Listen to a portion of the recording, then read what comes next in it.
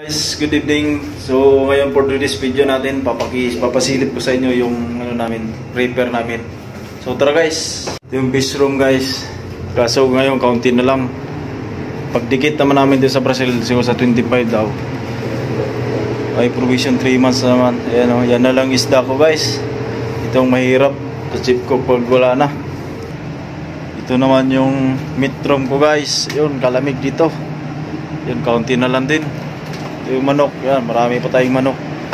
Yan o, mga manok yan lahat. Dito, baka, at saka yung mga baboy. Ito, mga baka rin pala to. Yes, yan. Yan na lang din. Kunti na lang din tira. Ito naman yung dairy room. Mga gatas. Yan, marami kaming gatas guys. Yun, juice, itlog, soft drinks, yun o. Kung mahilig ka sa soft drinks, magsasawa ka dito, pwede mong inumin lahat to. Ito naman yung vegetable room natin. Wala na rin o, wala na kaming gulay.